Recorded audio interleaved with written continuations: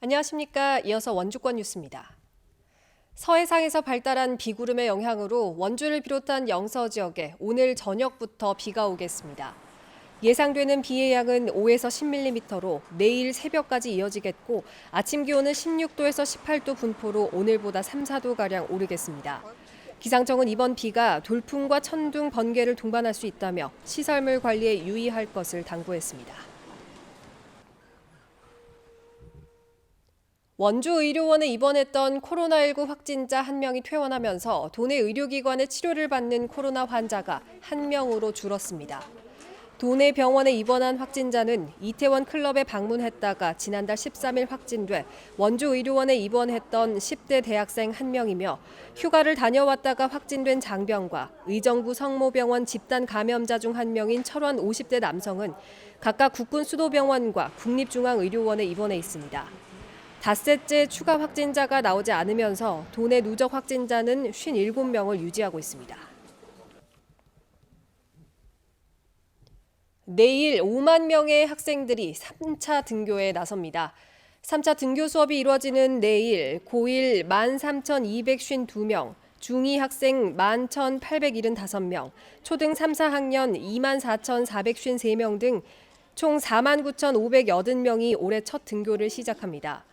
지난 5월 20일 고3부터 시작된 등교 수업은 오는 8일 중1과 초5, 6학년 3만 6천 명을 마지막으로 끝이 납니다. 강원도 교육청은 최근 수도권 지역을 중심으로 코로나19가 확산 조짐을 보이자 더욱 긴장하면서 선제적인 예방 조치를 펴나가겠다고 밝혔습니다.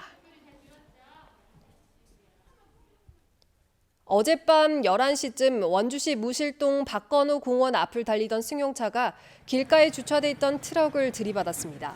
이 사고로 승용차 뒤에 타고 있던 21살 김모 씨가 크게 다쳤고 나머지 3명도 부상을 입어 인근 병원으로 이송됐습니다. 경찰은 운전 미숙으로 사고가 난 것으로 보고 정확한 사고 경위를 조사하고 있습니다. 원주 혁신도시 이전 기관 중 하나인 지방행정연구원이 지방자치단체 사업 타당성 조사 수수료를 부적절하게 사용해 시정조치 명령을 받았습니다. 감사원에 따르면 한국지방행정연구원은 기술성 검토나 설문조사 등 특정 업무에 사용해야 하는 타당성 조사 부가 수수료를 사업비와 성과금 등에 사용하는 기본 수수료와 합쳐서 편성해 약 35억 원을 부적절하게 집행했습니다.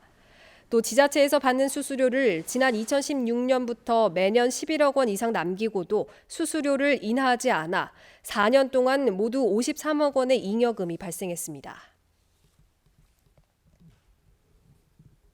원주시 육아종합지원센터가 오늘 개관식을 열고 본격적인 운영에 들어갔습니다. 원주 혁신도시에 들어선 육아종합지원센터는 1,850제곱미터 부지에 62억 5천여만 원의 예산을 들여 건립했으며 장난감 도서관과 놀이체험실, 도서 열람실과 시간제 보육실, 상담실 등의 시설을 갖췄습니다. 국민건강보험공단이 지역 공원 사업의 일환으로 장난감 도서관 내부 인테리어와 장난감 비품을 후원했습니다.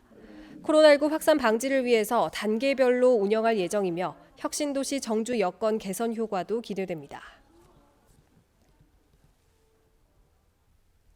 국방부가 이달부터 내년 11월까지 군용 비행장과 군 사격장의 소음 영향도를 조사합니다.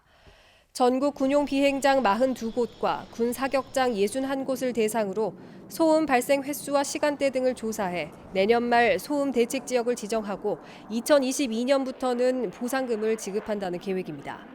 국방부가 공개한 군소음법 시행령에 따르면 소음도 80웨클 이상 지역 주민들에게 월 3만 원에서 최대 6만 원의 보상금이 지급되는 반면 각종 개발 행위가 규제되면서 해당 지역 주민들의 반발을 사고 있습니다.